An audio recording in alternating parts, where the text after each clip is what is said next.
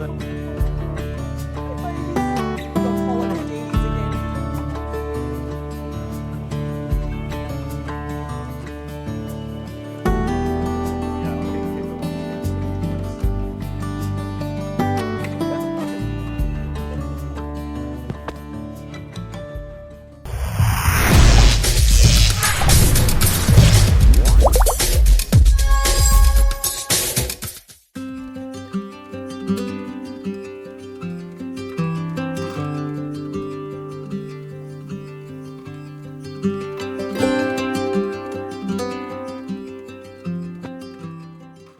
How many we got?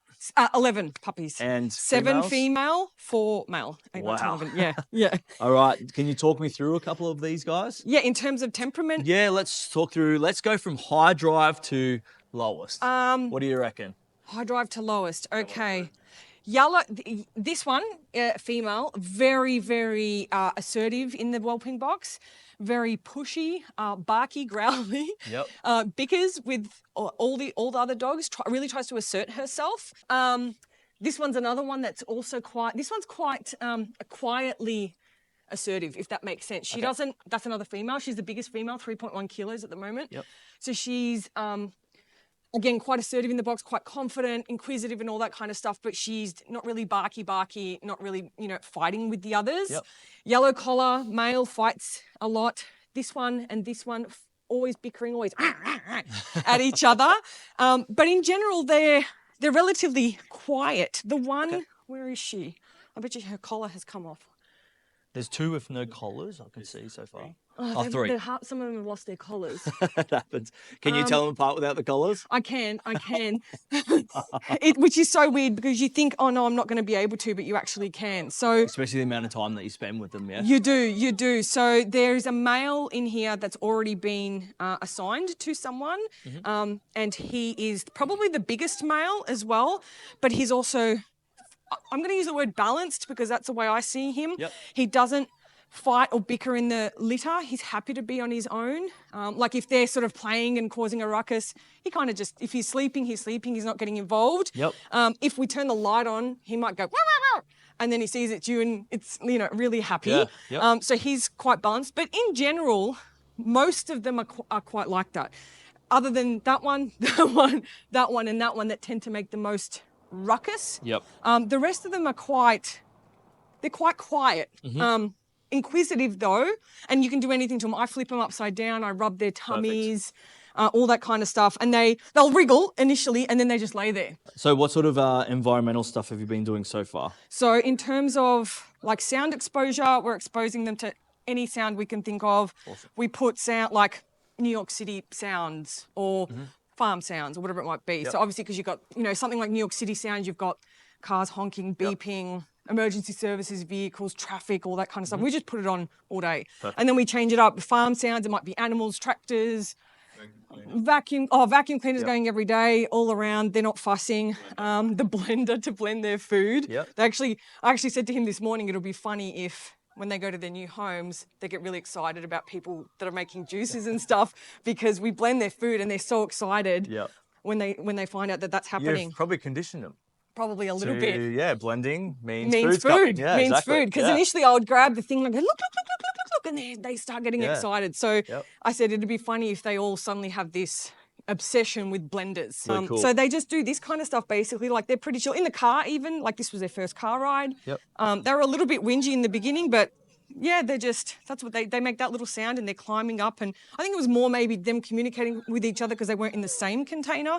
So maybe it was more of a, hey, are you still there? Yeah, I'm still here, but I'm over there. But it's basically when she was giving birth, I was there catching them. Sometimes she'd be standing up because she'd have contractions. It'd be painful and it's coming out and I'd be like, whoo, there I am catching them. So these puppies have been physically handled since they have come out. It's pretty exciting, isn't it? It's exciting. I've done it before. It's amazing. It is. It's amazing. So, and not just that, but because there's so many of them and we have to change the whelping box for us, they get picked up and put in multiple times a day. Yep. So they have been physically handled from the time that they were born, before they could hear, before they could see, by us. And thankfully, we have such a close bond with Cookie that, she lets us do that. Even today, putting them in the car, they didn't fuss. She didn't fuss. She just had a look. Oh, yeah, the babies are in there. Off I go. I'm going to bed. Probably needs a break. Probably needs a break.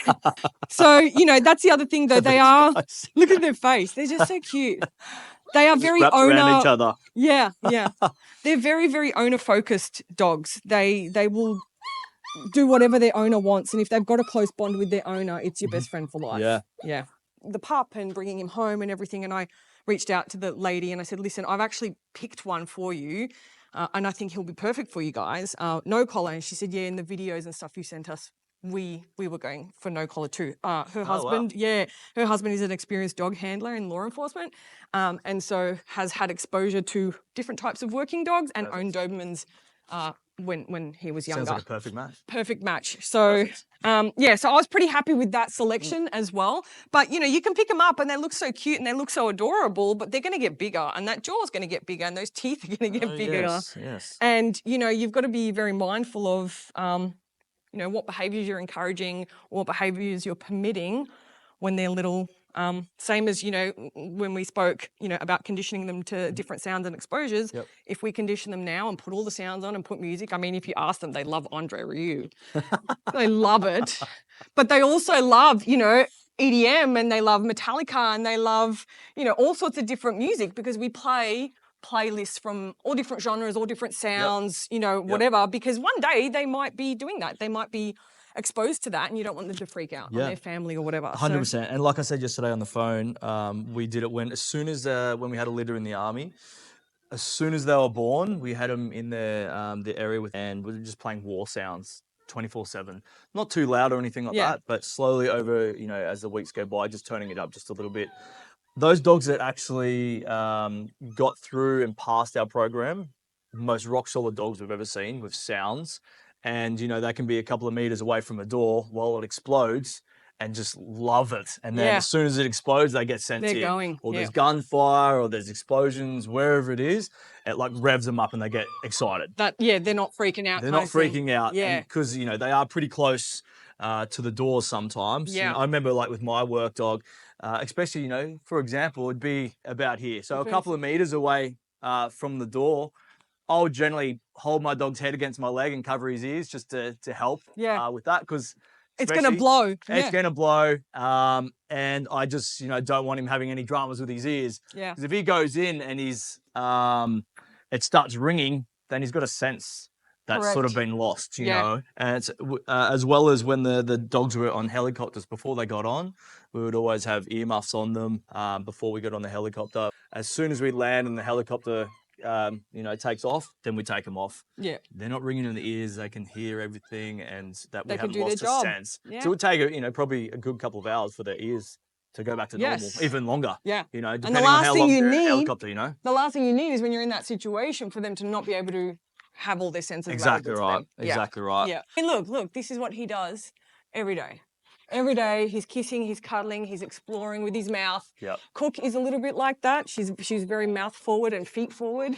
As she's always been that way. Very sort of her mouth and front feet go first. Yep. So I'm just mindful as well. I don't want to encourage it too much, but I kind of do want to let it happen. I don't want them to bite your face, but also being forward, she is very good for, like her mum was like that, very doing fight work and whatever it might be. She's feet and mouth forward. So I'm also mindful of that. Like, I don't want them to bite my face, but I also want them to still be inquisitive and mouth forward so that they later, if they do want to do fight work or whatever, they can. They're not going to be sensitive around. Yeah.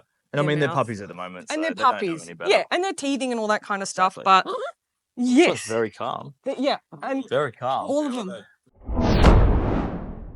Can you talk us through the dogs that created them? These guys? Yeah, Cookie and Mando. So both have come here for their obedience training. So have. And both are working dogs. Both have a huge drive in different aspects. Cookie is sort of a little bit more dialed up in terms of she just wants to run and she just wants to play and she has to have this, you know. But she's also like super easy to train and work with. So she's not doing any sports at the moment just because all of this kind of happened when it did. Yep. So that's Cookie. She's just got awesome drive, but she's also very balanced temperament. She's, you know, not over the top. You can lay on top of her. She'll lay on top of you. She's amazing. Hopefully that gets passed on to a lot of these. Yes. And then young Mando is also huge, high drive, lots and lots of drive. He's very, very easy to train. His obedience is awesome. At the moment, his brain is going faster than his body, which is not unusual for male Dobermans. Yep. So at the moment, we're taking a break from doing sort of anything and letting him just play and muck around. And then in a couple of months, he'll be back here to do more of his work and stuff, because he at the moment he's actually looking for more work. Awesome. He wants more work. Yep. So that's what I think. That's what they're going to be like. It doesn't matter if they're male or female. They're definitely going to have the drive, assertiveness, confidence, and all that kind of stuff. It might just be that the males take a little bit longer to mature and the girls mature a little bit faster. I've had Dobermans my whole life. I was 5 years old when I got my first Doberman. He was a working male Doberman, and he was just instinctive. You didn't have to teach him guard things. He just knew, but he only listened to my dad. He did not listen to anybody else. He only listened to my dad. And we've had Dobermans our whole life, a mixture of like show line and working line. I prefer working, even if you're not doing, let's say, protection work, but protection sports, or even if you're just doing something like running or some activity, they've just got that drive to keep you going a lot longer than a show dog. For example, Mish, she was 12 and a half when she passed away. She was from a show line. If you took her to obedience lessons, she would lay down and wouldn't get up. And you'd be like, come on, and try and food lure her. And she just wasn't interested. They can be hard to work with dogs like that. Very, very hard to work with. We get lots of dogs that come to us, or their owners with their dogs, to come to us that are like that. They just want to lay down. They don't really she didn't want to do anything. Yeah. So it's hard to work with dogs that are like that. They don't want to do anything. Yeah. You know? And she was great. She still had that like Doberman thing of I'm owner focused. I want to look after my owner, and I'm going to guard the property, but nowhere near as intense as what Cookie and Mando have. I mean, for some people, that's awesome. Enough. Live in an apartment. Correct. You know, things like that. Don't have much space. Perfect. For some people. The difference, I would say, though, and I haven't had other breeds of dogs to be able to say this confidently about other breeds, but with Dobermans, having a working Doberman and having a non-working Doberman, it's literally having two different dogs. Yeah. It's literally like having two different dogs. In fact, I say it a lot to myself, but to me, working Dobermans are more like the original. That's how they were originally. And the show ones are the ones where certain behavioural traits or whatever have been kind of bred out or bred in depending on what they're for. And they're prettier. They tend to be prettier. That's the argument. Yeah, that's the argument, that they're prettier. So I think working Dobermans are just as pretty as non-working Dobermans. First time dog owner, do you think? No. Yep. No. Unless you've got, for example, some guidance, if you are working with a very specific trainer, or you know, you're so hell-bent, you absolutely want that breed, find a mentor. And you can put the time in. And you can that you can put the time in, because this is not a dog that you can just leave in the backyard and hope for the best. It's also not a breed of dog where you can teach it something and walk away and expect it to know, because Dobermans will challenge you every single day of your life until they are alive. Like someone I know. Dude. I was going to say, what, Mando? Because Mando challenges every day. But yes. But for example, Misha, 12 and a half years old, she would challenge us every day about the simplest things. Go on your bed, do this, do that. It's not that she didn't want to do it. They just test you every day. And that's why I think people have to understand that. And it's probably the same with other working dog breeds as well. Like if you're going to get a German Shepherd, are you getting a working one or a non-working one? Because they're going to be vastly different. Same as Dobermans. So I agree. So have you had many phone calls with people regarding these guys? Lots. Okay. So many inquiries. So many people want them. I'm very, very careful with who we're selecting. We have put on the advertisement that they're only going to like vetted homes. I was going to say, do you have a selection process? Yes, we do have a bit. Tick and flicks. Yeah, not necessarily too much of a tick and flick, but you know, like for example, that question you asked before about, you know, if it's a non-Doberman owner, if they really want it, if they turn around and say, let's say I'm going to call Master of Puppies and I know that their training is like this and I'm going to take my dog there, I would consider it. Okay. But I'd consider a softer pup. I'd pick the pup that I would want for them. But if they turn around and say, I'm a dog handler, or I've worked with working dogs before, or I've had Dobermans before and I understand what they're like, I would be happy to sell them to them. And we're also not selling puppies to people with young kids. Okay. Unless there's that caveat of, yes, you're a dog handler and I know that person's going to have full control of that dog. I'm not selling them to them. Not because of anything other than kids are so vulnerable and they don't understand and naive and all that sort of stuff. And they don't understand, don't pull the dog's ear or don't do this, don't do that. And look, you're thinking ahead of, for these guys. Correct. Because as you know, and you've probably heard of, especially people that get working dogs and they have dramas with kids and other people in the house or just whatever Family members. they have a hard time and they get rid of them. Yeah. I actually had a Malinois assessment the other day. I'm sort of working in conjunction with a Malinois Rescue Australia. So I'm in touch with Kat. Hey, Kat. And I helped with an ex-failed Air Force dog that came here the other day and was a little bit snappy around the family, and it snapped at his mother and did something a little bit funny around his kid, 6-year-old kid. And he's like, nah, I don't think that's this dog should be here. So we brought him here, did an assessment, told her, what we should do, which direction that dog should go. But, working dog breeds, you've got to think twice. Yeah, you do. You've got to think very hard. Malinois, probably not a good first dog owner. Yeah. Especially these guys as well. Yeah, and you got to look they're adorable, right? Like, they're so cute. Yeah, let's pick one Look at them. Look. Which one's your favourite? This is Mav. Oh, you've got Maverick. No, this is a client's dog. Oh, okay. He's got a name for it? Or they've already named him. Yep. He's so sweet and he's so gentle and very balanced. He will kiss your face. They're teething a little bit now, so they are asking for, they want this, that and the other. But he's not loud. He doesn't barky bark. Yep. He's very gentle. He's very sweet.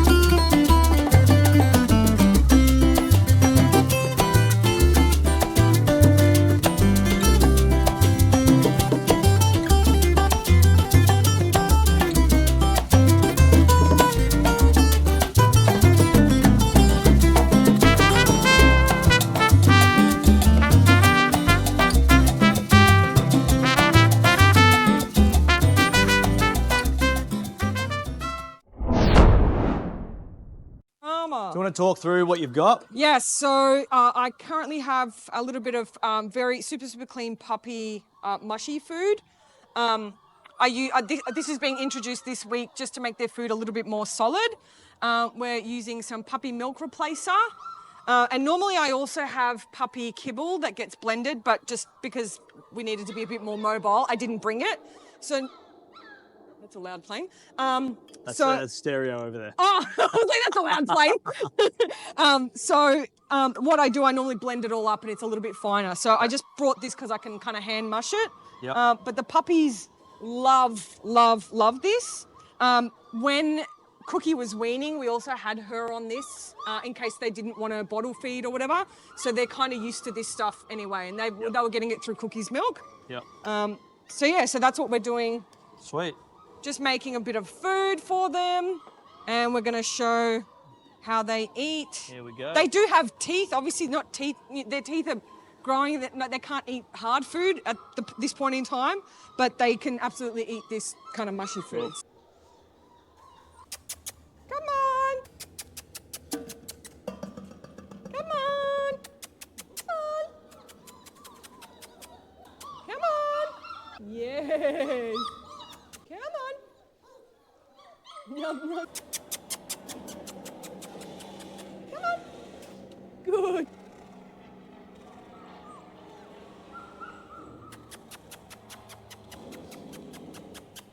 Come on. This one's like, wait a minute, I want to go over there. You can smell it. There it is.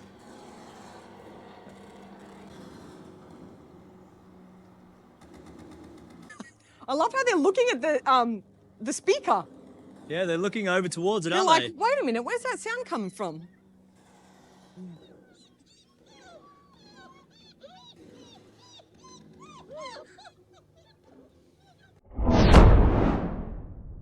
cold. Look who's here. You're cold. Emma Marama. What do you think? Today. They're beautiful. Aren't they lovely? Come on, let's go try the course. Right, You reckon you course can do time. it? You reckon you can do it? Or are you a bit cold? We'll see. You're brave. You can do it.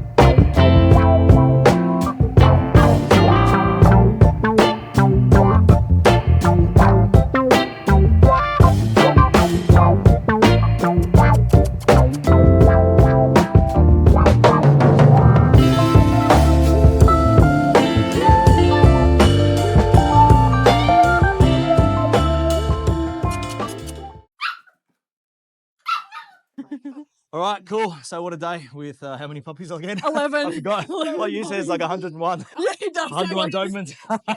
They're all over the place. I just said many hands make light work. So we've got lots of people handling puppies and cuddling puppies and playing with puppies. So it's awesome. Well, look, I've got 3 here. How many you got? You got 2? I got 1. Yeah. There's more over there. Well, look at them just sort of, sleeping on each other. We're chilling out. You know, they did pretty good on their commando course. They've done pretty good in the commando course on the first time. Where's the red one? Is the red one? I've got it. Oh, here we go. Yeah. So, when we were talking about before about having a favourite, I think that one would probably be my favourite today. That's his favourite too. Yeah. Only because I saw her like in the commando course just dominate over all the others, climbing up things that none of the others climbed up, and just kept going. So I love that. Yeah, that was great. That was great. Yeah. So she climbs out of her wellbeing box every day. Yeah. Do any of the others? No. Cool. They put their paws up, but confident. She goes out. She's confident. She's very confident. confident. I like that. Well, what a day. Any advice again for anyone or the people that are grabbing these guys? Yeah. Or picking these guys up or homing them? Do all your obedience. Be very strict with your obedience. Work with a really good trainer. Make sure you're a trainer and you align with your vision for your dog and be consistent. Well, we know a trainer. Yeah, I know one. We know one. I know another one. I know a few. Yeah, well, let us know if you need a trainer in your area. We know people all over Australia, and we can definitely put you in the right direction wherever you are. So we can definitely help you. So thank you for having us and pleasure, for allowing the pups to come and play. Pleasure. Yeah. Well, they can come back anytime. You know that. So more than happy to have them out there. she might be when she's 10 weeks old to have her obedience lessons. Oh, it might be the one you're keeping. Yes. We'll have to come up with a name as well. She's got it. We've got a name, but I don't know if it suits. What is it? Storm.